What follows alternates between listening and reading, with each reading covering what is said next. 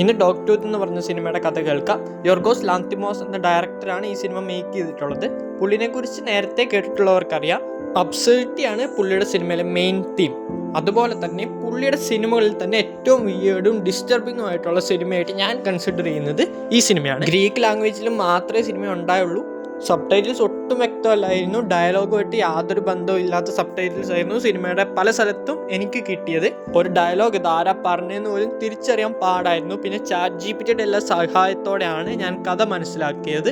അങ്ങനെ ഒരു പ്രശ്നം നിങ്ങൾക്ക് സിനിമ കാണുമ്പോൾ ഫീൽ ചെയ്യുവാണെങ്കിൽ സിനിമ കണ്ടു കഴിഞ്ഞിട്ട് ഈ എക്സ്പ്ലനേഷനും കൂടെ കണ്ടാൽ മതി. കാര്യങ്ങളെല്ലാം വ്യക്തമായിട്ട് മനസ്സിലാവും. സിനിമയുടെ പ്ലോട്ട് എന്നാന്ന് വെച്ചാൽ 3 പിള്ളേരുണ്ട്, ഒരു അച്ഛനും അമ്മയ്ക്കും.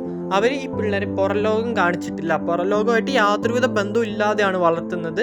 പുറം ലോകത്ത് എന്താ ഉള്ളതെന്ന് പോലും അവർക്ക് അറിയത്തില്ല. അവരോട് പുറത്ത് ഫുള്ള് ഭയങ്കര ഡേഞ്ചർ ആണെന്നെല്ലാം ഒന്ന് പറഞ്ഞു വെച്ചിരിക്കുന്നത്.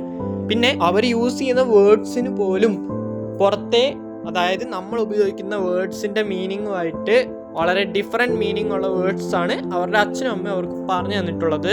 ഫോർ എക്സാമ്പിൾ സോംബി എന്നുള്ള അർത്ഥമല്ല, വേറൊരു അർത്ഥമാണ്. പിന്നെ കീബോർഡിന് വേറെ അർത്ഥമാണ്. ഓക്കെ, സിനിമ കാണുമ്പോൾ നിങ്ങൾക്ക് മനസ്സിലാവും. നമുക്ക് കഥയിലോട്ട് കടക്കാം. സിനിമ തുടങ്ങുമ്പോൾ ഒരു ഫാമിലിനെ നമുക്ക് ഇൻട്രൊഡ്യൂസ് ചെയ്തു തരുന്നു. അച്ഛൻ, അമ്മ, പിന്നെ അവരുടെ 3 മക്കൾ, ഒരാണും 2 പെണ്ണും. ഇതാണ് ഈ ഫാമിലി. ഇവർ ജീവിക്കുന്നത് തന്നെ പോപ്പുലേറ്റഡ് ഏരിയാസിൽ നിന്ന് വളരെ മാറിയാണ്. അവരുടെ വീട്ടിലോട്ട് ആരെയും തന്നെ കയറ്റി വിടുക പോലും ഇല്ല. മാത്രമല്ല, ഈ ഐസൊലേഷൻ കുറച്ചും കൂടെ ശക്തമാക്കാൻ വേണ്ടി അവരുടെ വീടിന്റെ ചുറ്റും വലിയ ഒരു മതിലും കൂടെ കെട്ടിയിട്ടുണ്ട്. പുറം ലോകത്തുള്ള കാഴ്ച പോലും മറയ്ക്കുന്ന രീതിയിലാണ് ഈ മതിൽ കെട്ടിയിട്ടുള്ളത്. കുട്ടികൾക്ക് പുറത്തെന്നുള്ളതിനെ കുറിച്ച് യാതൊരു ഐഡിയ ഇല്ല. ഈ വീട്ടിൽ ജീവിക്കുന്ന പിള്ളേർക്ക് വേണ്ടി ഇവരുടെ അച്ഛനും അമ്മയും കുറച്ച് നിയമങ്ങൾ ഉണ്ടാക്കിയിട്ടുണ്ട്. നിയമങ്ങൾ എന്ന് പറഞ്ഞാൽ അത്ര നോർമൽ ആയിട്ടുള്ള നിയമങ്ങളൊന്നുമല്ല. ഇവയിൽ ഏറ്റവും പ്രധാനപ്പെട്ട നിയമം എന്നാന്ന് ചോദിച്ചാൽ, ഈ അച്ഛനും അമ്മയും പിള്ളേരെ ഒരിക്കലും വീടിന്റെ പുറത്തോട്ട് കാല് വെക്കാൻ സമ്മതിക്കത്തില്ല. ഇവർ തന്നെയാണ് പിള്ളേരെ എഡ്യൂക്കേറ്റ് ചെയ്യുന്നത്. ലോകത്തിലെ ഏറ്റവും ഡേഞ്ചറസ് ആയിട്ടുള്ള പ്രിഡേറ്റർ ലയണെന്നെല്ലാം പഠിപ്പിക്കുന്നു. ഓക്കെ, അതെന്നാ പ്രശ്നം? അത് സത്യമല്ലേ എന്ന് വിചാരിക്കുവാണെങ്കിൽ അവർ പറയുന്ന ലയൺ എന്ന് പറയുന്നത് ഈ കാണുന്ന സാധനമാണ്. ഫസ്റ്റ് പറഞ്ഞ പോലെ തന്നെ പേരൻസ് ആണ് ഇതിൻ്റെ എല്ലാം പേരുകൾ നിർദ്ദേശിക്കുന്നത്. ആൻഡ് ഇവര് ഈ ലയണിനെ അല്ലെങ്കിൽ ക്യാറ്റിനെ ഭയങ്കര പേടിയോടെയാണ് കാണുന്നത്. ഈ 3 പിള്ളേർ അവരുടെ അമ്മ അവരുടെ ലെസൺസിന് വേണ്ടി ഉണ്ടാക്കിയ ഒരു ഓഡിയോ ടേപ്പ് കേൾക്കുവാണ്. അത് കഴിഞ്ഞിട്ട് ആപ്പിൾ ജ്യൂസ് ആണെന്ന് പറഞ്ഞിട്ട് അവിടുത്തെ ഒരു മകനില്ലേ, ആണായിട്ടുള്ള മകൻ, അവന് ഒരു ആപ്പിൾ എടുത്ത് കൊടുക്കുന്നുണ്ട്. അവരുടെ വാക്കുകളെല്ലാം തലതിരിഞ്ഞാണ് ഇവർ ആപ്പിളിനെയാണ് ആപ്പിൾ ജ്യൂസ് എന്ന് പറയുന്നത്. ഇവരുടെ ഫാദർ ടൗണിലെല്ലാം പോയി ജോലിയെല്ലാം ചെയ്യുന്ന ഒരു വ്യക്തിയാണ്. പുള്ളി ഫാക്ടറിയിലാണ് ജോലി ചെയ്യുന്നത്. ഫാക്ടറിയിൽ ജോലി ചെയ്ത് വീട്ടിലോട്ട് തിരിച്ചു വരുമ്പം അവരുടെ ഫാക്ടറിയിലുള്ള ഒരു സെക്യൂരിറ്റി ഗാർഡിനെ അവര് വീട്ടിലോട്ട് കൊണ്ടുവരുന്നുണ്ട് ഫാദർ. പിന്നെ കണ്ണെല്ലാം കെട്ടിയിട്ടാണ് കൊണ്ടുവരുന്നത്. കാരണം എന്താണെന്ന് ചോദിച്ചാൽ, ഈ വഴിയൊന്നും ആർക്കും അറിയരുതല്ലോ, ഇങ്ങോട്ടാരും വരരുതല്ലോ. പിന്നെ ഈ ചേച്ചീനെ എന്തിനാണ് കൊണ്ടുവന്നതെന്ന് വെച്ചാൽ, ഈ സെക്യൂരിറ്റി ഗാർഡിനെ എന്താണ് കൊണ്ടുവന്നതെന്ന് വെച്ചാൽ, ഇവിടുത്തെ മൂത്ത മകൻ, 5 മെമ്പേഴ്സ് ഉള്ള ഈ ഫാമിലിയിലെ മൂത്ത മകന് 10-25 വയസ്സായി. പുള്ളിക്കാരന് അത്യാവശ്യം ബയോളജിക്കൽ നീഡ്സ് എല്ലാം ഉണ്ടാവുമല്ലോ. ഇവന്റെ ആവശ്യങ്ങളെല്ലാം പൂർത്തിയാക്കാൻ വേണ്ടി ഇവനുമായിട്ട് ഇന്റിമേറ്റ് ആവാൻ വേണ്ടിയാണ് ഈ സെക്യൂരിറ്റി ഗാർഡിനെ കൊണ്ടുവന്നിട്ടുള്ളത്. ഈ സീനൊന്നും എന്തായാലും കാണിക്കാൻ പറ്റൂല, പക്ഷെ ഈ സെക്സ് ചെയ്യുന്നത് വരെ ഭയങ്കര ഫോർമലായിട്ടാണ് ചെയ്യുന്നത്. അതായത് ഒരു ഓർഡർ അനുസരിക്കുന്നത് പോലെ. അതിനുശേഷം ഈ ചെറുക്കൻ്റെ കാര്യങ്ങൾ കഴിയുമ്പോൾ അവിടുത്തെ എൽഡർ സിസ്റ്ററിൻ്റെ അടുത്ത് പോയിരിക്കുന്നു. സിസ്റ്റർ ആ ഗാർഡിനോട് ചോദിക്കുകയാണ്, നിങ്ങളുടെ തലയിൽ എന്നാ, ഹെയർ ബാൻഡിൽ എന്നാ? അവള് പറയുന്നു അത് ഷൈനിങ് സ്റ്റോൺസ് ആണ്. ഷൈനിങ് എന്ന് പറഞ്ഞാൽ എന്നാന്ന് ചോദിക്കുമ്പോൾ അത് തിളങ്ങുമെന്ന് പറഞ്ഞു. ഇതിൻ്റെ അർത്ഥമൊന്നും ഇവൾക്ക് അറിയത്തില്ല കേട്ടോ. ഈ കല്ലുകൾ രാത്രിയിൽ ഗ്ലോ ചെയ്യുന്നില്ല ഈ സെക്യൂരിറ്റി ഗാർഡാണ് പറഞ്ഞു കൊടുക്കുന്നത്. ഇവൾക്കാണ് ഇതെല്ലാം ഭയങ്കര അത്ഭുതമാണ്, ഒരു പവർ സോഴ്സ് ഒന്നും ഇല്ലാതെ ഇതെങ്ങനെയാണ് തിളങ്ങുന്നതെന്നെല്ലാം. പിന്നെ ഈ സിസ്റ്റർ ഒന്നുകൂടെ പറയാണ്, ഇവൾക്ക് പണ്ടൊരു ഹെയർ ബാൻഡ് ഉണ്ടായിരുന്നു, പക്ഷേ അത് ഇതുപോലെ മാജിക്കൽ അല്ലായിരുന്നു, തിളങ്ങത്തില്ലായിരുന്നു. അത് ഒരു സോക്സിന് പകരമായിട്ട് ഇവളുടെ മറ്റേ സിസ്റ്ററിനെ ഇവൾ എക്സ്ചേഞ്ച് ചെയ്തു എന്നാണ് പറയുന്നത്. ഇപ്പം നിങ്ങൾക്ക് ഇവരുടെ മണി സിസ്റ്റം എല്ലാം മനസ്സിലായിട്ടുണ്ടാവുമല്ലോ. സാധനങ്ങൾ സിമ്പിളായിട്ട് എക്സ്ചേഞ്ച് ചെയ്യുക. അത് കഴിഞ്ഞ് കുറച്ച് കഴിഞ്ഞപ്പോൾ ഈ ഫാദർ ഒരു ഫോട്ടോഷൂട്ട് അടുത്താണ് ഇവരുടെ ഫാമിലി എല്ലാം ആയിട്ട്. അതിൻ്റെ കൂടി സെക്യൂരിറ്റി ഗാർഡിനെ ഉൾപ്പെടുത്തുന്നുണ്ട്. അവൾ ടെമ്പററി ആയിട്ടാണല്ലോ ഈ ഫാമിലിയുടെ ഭാഗമായിട്ടാണ്. അങ്ങനെ ഫോട്ടോ എല്ലാം എടുത്ത് തിരിച്ച് അവളെ പറഞ്ഞ് അയക്കുവാണ്. കുറച്ച് പൈസ എല്ലാം കൊടുത്തിട്ട് അവളെ ബ്ലൈൻഡ് ഫോൾഡഡ് ആയിട്ട് തന്നെയാണ് തിരിച്ച് പറഞ്ഞയക്കുന്നതും. ഇന്ന് രാത്രി വീട്ടിൽ എന്തോ ഡിന്നർ പോലത്തെ പരിപാടി ഉണ്ടെന്ന് പറഞ്ഞതിന് ശേഷം ഇവരെല്ലാവരും കൂടെ ഭയങ്കര ഫോർമലായിട്ടെല്ലാം ഡ്രസ്സ് ഇടുവാണ്. എന്തിനാന്ന് വെച്ചാൽ വീടിൻ്റെ ഉള്ളിൽ തന്നെ ഇരുന്നാണ് തിന്നുന്നത്, അതിനാണ് ഇത്ര ഫോർമലായിട്ട് ഡ്രസ്സ് ഇടുന്നത്. ഇവിടുത്തെ സിസ്റ്റം ഇങ്ങനെയാണ്, പറഞ്ഞിട്ട് കാര്യമില്ല. അത് കഴിഞ്ഞ് അവർ ഡൈനിങ് ടേബിളിൽ ഇരിക്കുമ്പം അവിടുത്തെ സിസ്റ്റത്തിനെ കുറിച്ച് കുറച്ചും കൂടെ ഒരു ഐഡിയ കിട്ടുവാണ്. ഏറ്റവും നന്നായിട്ട് ആ ഫാമിലിയിൽ പെരുമാറുന്ന കുട്ടിക്ക് ഒരു സമ്മാനം കൊടുക്കും. എന്താണ് സമ്മാനം എന്ന് വെച്ചാൽ, സ്റ്റിക്കേഴ്സ്.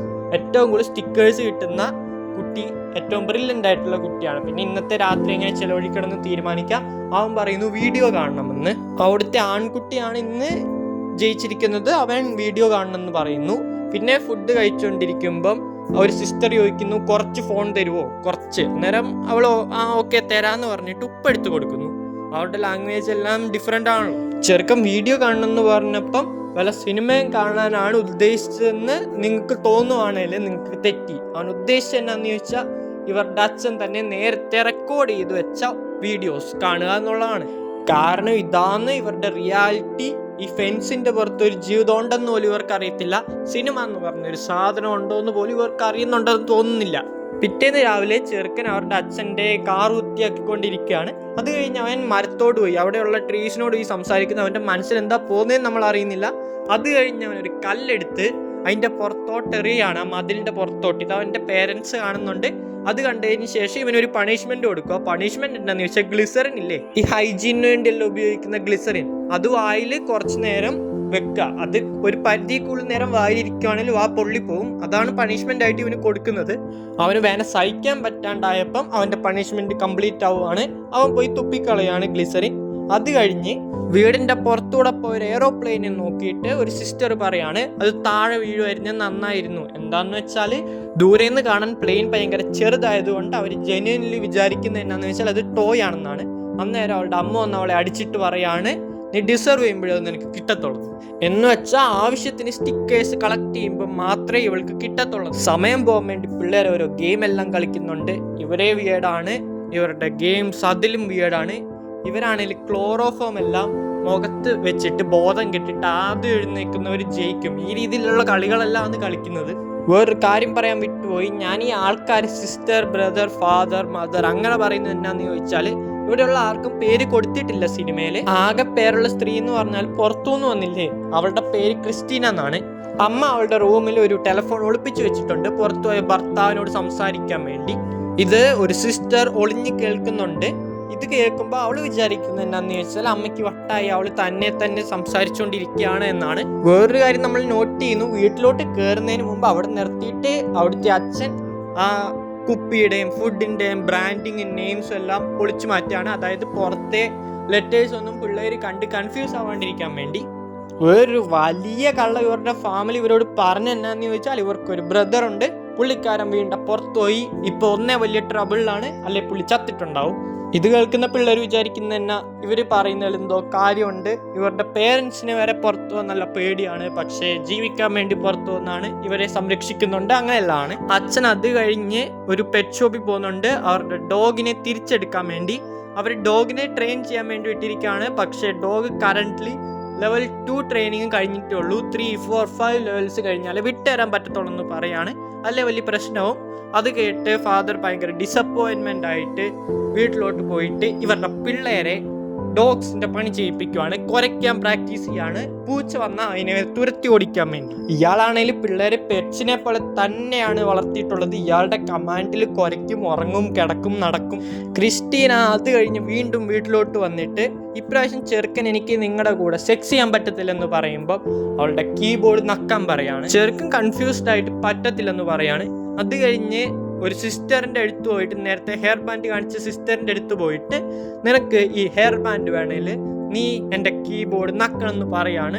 ഓക്കെ, അവൾക്ക് ആ ഹെയർ ബാൻഡിന് വേണ്ടി ഭയങ്കര ഡെസ്പിറേറ്റ് ആണ്, അതുകൊണ്ട് അവളത് ചെയ്യാമെന്ന് പറയുന്നു. അങ്ങനെ ഇവള് അവളുടെ കീബോർഡ് നക്കി കൊടുക്കുകയാണ്. മനസ്സിലായല്ലോ, ഇവരുടെ ലാംഗ്വേജിൽ കീബോർഡ് വുമൻസിൻ്റെ പ്രൈവറ്റ് പാർട്ടിനെ റെഫർ ചെയ്യുന്നു. ഈ എൽഡർ സിസ്റ്റർ നോക്കുമ്പോൾ ഇവൾ അവളുടെ കീബോർഡ് നക്കുന്നത് ക്രിസ്റ്റീന ഭയങ്കരമായിട്ട് എൻജോയ് ചെയ്യുന്നുണ്ട്.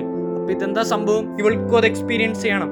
അതുകൊണ്ട് ഇവള് അവളുടെ എൽഡർ സിസ്റ്ററിനോട് പറയാണ് നിങ്ങൾക്ക് ഈ ഹെയർ ബാൻഡ് വേണോ? അപ്പോൾ അവള് പറയുന്നു എനിക്ക് കിട്ടിയാൽ കൊള്ളാമെന്നുണ്ട്. അന്നേരം അവള് പറയുന്നു എന്നാൽ നീ എനിക്ക് വേണ്ടി നക്കണം. ഓക്കെ, എന്താ നക്കണ്ടേ? എൻ്റെ ഷോൾഡറിൽ നീ ചെയ്യും. അവളങ്ങനെ ചെയ്യുന്നു. പക്ഷേ ഈ ക്രിസ്റ്റീനയ്ക്ക് കിട്ടിയ പോലത്തെ ഒരു സുഖം പിള്ളേർക്ക്, അതായത് ഈ യങ്ങർ സിസ്റ്ററിന് കിട്ടുന്നില്ല. ഇവൾക്ക് എന്താ സംഭവം ഒന്നും മനസ്സിലാവുന്നില്ല. മേ ബി അത് ഇവളുടെ പ്രശ്നമായിരിക്കും. ക്രിസ്റ്റീനയ്ക്ക് മാത്രമേ അങ്ങനെ ഉള്ളൂ എന്ന് അവൾ വിചാരിക്കുകയാണ്. അങ്ങനെ ഒരു ദിവസം ബ്രദർ അവൻ്റെ ടോയ് എയറോപ്ലെയിൻ എടുത്ത് കളിച്ചുകൊണ്ടിരിക്കുമ്പം അത് സിസ്റ്ററിന് വേണമെന്ന് പറയുന്നു. അത് കൊടുക്കാണ്ടിരിക്കുമ്പം സിസ്റ്റർ ദേഷ്യം വന്നിട്ട് ആ എയറോപ്ലെയിൻ മേടിച്ച് വീടിൻ്റെ പുറത്തോട്ട് എറിയാണ്. ഇവനാണെങ്കിൽ വീടിൻ്റെ പുറത്തോട്ട് പോകാൻ പറ്റൂല. ഇവരുടെ ലോകത്തിന് പുറത്താണ് വീട്. ഐ മീൻ ലോകത്തിന് പുറത്താണ് വീടിന്റെ പുറം. വീട്ടിൽ വന്ന അച്ഛനോട് ഈ പ്രശ്നം പറഞ്ഞു കൊടുത്തപ്പോൾ അച്ഛൻ പെട്ടെന്ന് കാറെടുത്ത് വീടിന്റെ ഒരു തുള്ളി പുറത്തോട്ട് പോയിട്ട് കാല് നിലത്ത് തൊടാതെ ഭയങ്കര കഷ്ടപ്പെട്ട എയറോപ്ലെയിൻ എടുത്ത് തിരിച്ചു വരികയാണ്. അപ്പം നിങ്ങൾ വിചാരിക്കും എന്തിനാണ് പുള്ളിക്കാരൻ ഇങ്ങനെ ചെയ്യുന്നതെന്ന്. എന്താന്ന് വെച്ചാൽ ഈ പുറത്തെ മണ്ണ് വരെ, അതായത് പുറത്തെ ഫ്ലോർ വരെ ഭയങ്കര വിഷമാണ്. പുറത്തെ ആൾക്കാരെല്ലാം എവിൾ എൻറ്റിറ്റീസ് ആണ് എന്നെല്ലാം ആണ് പിള്ളേർക്ക് പറഞ്ഞു കൊടുത്തിട്ടുള്ളത്, അതൊന്ന് മെയിൻറ്റെയിൻ ചെയ്യാൻ വേണ്ടി. അങ്ങനെ ഒരു ദിവസം ഒരു തെരുവ് പൂച്ച ഇവരുടെ വീടിന്റെ അകത്തോട്ട് കയറുകയാണ്. ഓർത്തിട്ടുണ്ടോന്നറിയില്ല, ഈ പൂച്ചേനെ ഇവർ വിളിക്കുന്നത് സിംഹം എന്നാണ്. ഈ ലോകത്തിലെ ഡെഡ്ലിയസ്റ്റ് പ്രെഡേറ്റർ ആണ് ഇവർക്കിത്. അങ്ങനെ ഈ ചെറുക്കൻ ആൺകുട്ടി അവൻ അവരുടെ വീട്ടില് ഗണ്ണെന്ന് വിളിക്കുന്ന ഈ ചെടി വെട്ടുന്ന ഈ സാധനം എടുത്തിട്ട് പൂച്ചനെ ഭയങ്കര ബ്രൂട്ടലായിട്ട് കൊല്ലുവാണ്. ഈ കാര്യം ഇവരുടെ അമ്മ ഇവരുടെ അച്ഛനെ വിളിച്ച് പറയുമ്പം ഒരു ഐഡിയ കിട്ടിയ അച്ഛൻ ഇവർ വീട്ടിലോട്ട് പോകുന്ന വഴിയിൽ വണ്ടി നിർത്തി ഇയാളുടെ ഡ്രസ്സെല്ലാം കീറി മേത്ത് ചോര പോലെ എന്തോ ഫുഡ് കളറിങ്ങാണ്ട് തേച്ചിട്ട് വീട്ടിലോട്ട് വന്നിട്ട് ഇവരുടെ ബ്രദറിനെ, വീട്ടിൽ നിന്ന് പുറത്തോട്ട് പോയ ബ്രദറിനെ ഒരു പൂച്ച അല്ലെ സിംഹം വന്ന് അറ്റാക്ക് ചെയ്ത് കൊന്നു എന്ന് പറയാണ്. അത് കഴിഞ്ഞ് അടുത്ത സീനിൽ നമുക്ക് മനസ്സിലാവുന്നുണ്ട് ഇവരുടെ മദർ വീണ്ടും പ്രഗ്നന്റ് ആണ്. പിള്ളേരെ വിളിച്ചിട്ട് ഇവരുടെ അച്ഛൻ പറയാണ്, നിങ്ങളുടെ അമ്മ 2 സാധനത്തിന് ജന്മം കൊടുക്കാൻ പോവാണ്, ഒരു കുട്ടിക്കും ഒരു പട്ടിക്കും.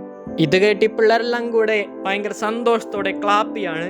പക്ഷെ പിള്ളേർക്ക് എല്ലാവർക്കും സന്തോഷമില്ല, കാരണം അവർക്ക് റൂം ഷെയർ ചെയ്യേണ്ടി വരുമായതുകൊണ്ട്. അത് കഴിഞ്ഞ് പിറ്റേ ദിവസം ഇവരുടെ അച്ഛൻ ഒരു പാക്കറ്റിനകത്ത് 2 മീനിനെ പിടിച്ചിട്ട് സ്വിമ്മിംഗ് പൂളിനകത്തോട്ടിടുവാണ്. എന്നാൽ പിള്ളേർ ഇതിനെ കടലെന്ന് വിളിക്കുമല്ലോ, ഈ കടലിനകത്ത് എങ്ങനെ ഫിഷ് ചെയ്യണം എന്നെല്ലാം പിള്ളേരെ പഠിപ്പിക്കുകയാണ്. ക്രിസ്റ്റീന വീണ്ടും വീട്ടിൽ വന്നിട്ട്, അല്ലെ ഈ ഗാർഡ് വീണ്ടും വീട്ടിൽ വന്നിട്ട് ആ ചെറുക്കനോട് അവളുടെ കീബോർഡ് നക്കാൻ പറയുമ്പം അവൻ നക്കുന്നില്ല. അത് കഴിഞ്ഞിട്ട് അവരെ ചെറിയ അടിയെല്ലാം ആയിട്ട് സിസ്റ്ററിൻ്റെ അടുത്തോട്ട് പോകുമ്പം അവളും ചെയ്യുന്നില്ല. ഒരു ഹെയർ ജെല്ലാണ് ഓഫർ ചെയ്യുന്നത് ഇപ്രാവശ്യം, പക്ഷെ അതൊന്നും എനിക്ക് വേണ്ടെന്ന് പറഞ്ഞിട്ട് അവളുടെ ബാഗിനകത്ത് CD പോലത്തെ എന്തോ സംഭവം ഉണ്ട്. ആ സംഭവം എടുത്തിട്ട് ഇത് തരുവാണെങ്കിൽ നിന്റെ കീബോർഡ് നക്കിത്തരാം എന്നാൽ പറയും അതൊന്നും പറ്റത്തില്ല. അന്നേരം ഈ സിസ്റ്റർ പറയും, നീ തിരിക്ക് തന്നിട്ടില്ലേല് എൻ്റെ അച്ഛനോടും അമ്മയോടും പറഞ്ഞു കൊടുക്കും നീ എന്നെ കൊണ്ട് കീബോർഡ് നക്കിപ്പിച്ചത്. ഒരു രക്ഷയില്ലെന്ന് കണ്ട് ക്രിസ്റ്റീന ടേപ്പ് കൊടുക്കുകയാണ്. ഇവളാണെങ്കിൽ ആദ്യമായിട്ട് സിനിമ കാണുവാണ്, ഒരു ബോക്സറിന്റെ സിനിമയാണ് കാണുന്നത്. ഇത് കണ്ടിട്ട് ഇവൾക്ക് എന്തോ ഇല്യൂഷൻ പോലെ എല്ലാം തോന്നുകയാണ്. കാരണം എന്താണെന്ന് ചോദിച്ചാൽ ഇവൾ ഇതിൻ്റെ പുറത്തെന്താ സംഭവിക്കുന്നത് ഇതുവരെ കണ്ടിട്ടില്ല. ഇവൾ ആ ബോക്സറിനെ ആണെങ്കിലും മിമിക് ചെയ്യാൻ തുടങ്ങുകയാണ്.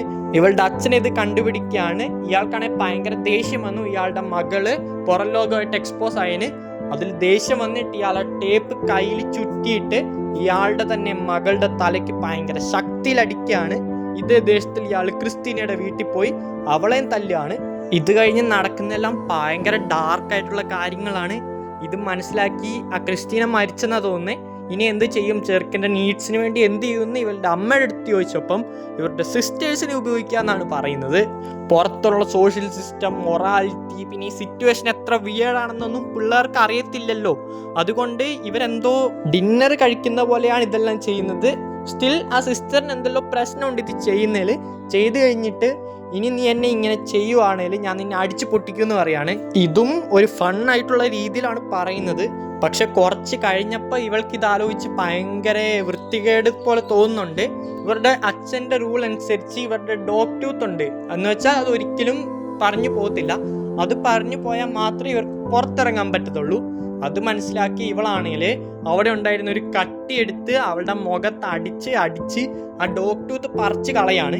ഇവളെന്നിട്ട് വീടിന്റെ പുറത്തോട്ട് ഇറങ്ങിയിട്ട് ഇപ്പോഴും അവൾക്ക് വീണ്ടും പുറത്തു പോകാൻ പേടിയാണ്. ഇവളുടെ അച്ഛൻ പറഞ്ഞാൽ സത്യമാണെന്ന് തന്നെയാണ് ഇവൾ വിശ്വസിക്കുന്നത്. അതുകൊണ്ട് കാറിന്റെ ഡിക്കിൽ കയറിയിരിക്കുകയാണ്. കാരണം അവിടെ മാത്രമാണ് സേഫ് ആയിട്ടുള്ള ഒരു സ്ഥലം എന്നാണ് അവൾ വിചാരിക്കുന്നത്. പിറ്റേ ദിവസം ഫാമിലിക്ക് മനസ്സിലായി ഇവൾ മിസ്സായെന്ന്. അച്ഛൻ എല്ലായിടത്തും പോയി തപ്പുവാണ്, എവിടെ ഇവളെ കാണുന്നില്ല. ഡിക്കിൽ ഒഴിച്ച് എല്ലായിടത്തും തപ്പുന്നുണ്ട്. ഇവളെ വിളിക്കാൻ പേരില്ലാത്തതുകൊണ്ട് ഇത് അതിലും കഷ്ടമാണ് ഇവളെ കണ്ടുപിടിക്കുന്നത്. അവള് വരാൻ വേണ്ടി ഇവർ കുറച്ചെല്ലാം നോക്കുന്നുണ്ട് പട്ടീനെ പോലെ. അവളുടെ യാതൊരുവിധ ട്രേസ് എവിടെയും കാണുന്നില്ല. രാത്രിയിൽ ഫുള്ള് പട്ടീനെ പോലെ കുറച്ച് വീട്ടിൽ വന്ന് തോൽവി സമ്മതിച്ച് ഇവരുടെ അച്ഛൻ പിറ്റേ ദിവസം രാവിലെ സാധാരണ പോലെ ജോലിക്ക് പോവാണ്. ഡിക്കിൽ അയാളുടെ മകളുള്ള കാര്യം അയാൾ അറിയുന്നില്ല. അങ്ങനെ വണ്ടി അവിടെ ഒന്ന് നിർത്തിയിടുന്നു. ഇവിടെ സിനിമ തീരുന്നു. ഇപ്പൊ നിങ്ങൾ വിചാരിക്കുന്നുണ്ടോ എന്താണ് ഈ സിനിമ ശരിക്കും ഉദ്ദേശിക്കുന്നത്? ഈ സിനിമയുടെ ബേസിക് ഐഡിയ തന്നെ ഡിസ്റ്റർബിംഗ് ആണ്. ഫാദർ, ഒരു മദർ, പിന്നെ അവരുടെ മക്കളെ അവരുടെ തന്നെ ഒരു ഫേക്ക് റിയാലിറ്റിയിൽ അടച്ചിടുന്നു. അവർക്ക് ഔട്ട്സൈഡ് വേൾഡുമായിട്ട് യാതൊരുവിധ ബന്ധവുമില്ല. ഇവിടെ മെയിൻ തീം എന്നാന്ന് ചോദിച്ചാൽ റിയാലിറ്റി എന്ന് പറയുന്നത് എന്ത് എക്സിസ്റ്റ് ചെയ്യുന്നു എന്നല്ല. റിയാലിറ്റി എന്ന് പറയുന്നത് നമ്മൾ മനസ്സിലാക്കാൻ നമ്മൾ തന്നെ തീരുമാനിക്കുന്നത് മാത്രമാണ് നമ്മുടെ റിയാലിറ്റി. മറ്റൊരാളുടെ ലാംഗ്വേജിനെ എല്ലാം കൺട്രോൾ ചെയ്തുകൊണ്ട് അവരുടെ ചിന്തകളെ തന്നെ നിങ്ങൾക്ക് കൺട്രോൾ ചെയ്യാൻ പറ്റും. അവരുടെ റിയാലിറ്റിനെ തന്നെ നിങ്ങൾക്ക് കൺട്രോൾ ചെയ്യാൻ പറ്റും. ഈ പിള്ളേരെന്ന് പറയുന്നത് ജസ്റ്റ് ഐസൊലേറ്റഡ് അല്ല, അവർ മെന്റലി റീപ്രോഗ്രാം ചെയ്യപ്പെട്ടിട്ടുള്ള മനുഷ്യരാണ്. അവരുടെ എഡ്യൂക്കേഷൻ സിസ്റ്റം അതവരെ പഠിപ്പിച്ചിട്ടുള്ളത് വെച്ച് അവരൊരു ജയിലിലാണെന്നുള്ള ഇംപ്രഷൻ അവരുടെ മനസ്സിൽ നിന്ന് ഇല്ലാണ്ടാവുക. ഒരു ജയിലിനെ അവിടെ നോർമലൈസ് ചെയ്യപ്പെടുകയാണ്. ക്രിസ്റ്റീന അവളൊരു ഹീറോയോ സീവറോ ഒന്നുമല്ല. അവളൊരു എക്സ്റ്റേണൽ ഡിസ്റ്റർബൻസ് ആണ്, ഒരു ക്ലോസ്ഡ് സിമുലേഷനകത്തുള്ളതിന്. അവൾ real language, behaviour, emotionally manipulation, പിന്നെ ലോകത്തിലുള്ള ഡിഫറെൻറ്റ് പോസിബിലിറ്റി എല്ലാം പിള്ളേരിലോട്ട് ഇൻട്രൊഡ്യൂസ് ചെയ്യാണ്. പക്ഷെ എന്നാലും അവൾ ഈ എക്സ്പ്ലോയിറ്റേഷൻ്റെ ഭാഗമാവാണ്. എന്ന് വെച്ചാൽ അവൾ ഫ്രീഡം അല്ല, അവളൊരു തെളിവാണ്. അതായത് നമ്മുടെ ഔട്ട്സൈഡ് വേൾഡും പെർഫെക്റ്റ് അല്ല എന്നുള്ള ഒരു ഐഡിയ. എങ്ങനെയാണ് മനുഷ്യർ റിയാലിറ്റി ലാംഗ്വേജിലൂടെയും പേടിയിലൂടെയും എല്ലാം ഉണ്ടാക്കിയിരിക്കുന്നതിനുള്ളതിന് ഒരു ഉപമ പോലെയാണ് ഈ സിനിമ. പിന്നെ ക്യൂരിയോസിറ്റി ഈ റിയാലിറ്റീനെ, ഈ ഫേക്ക് റിയാലിറ്റിനെ ബ്രേക്ക് ചെയ്യാൻ കാരണമാകും.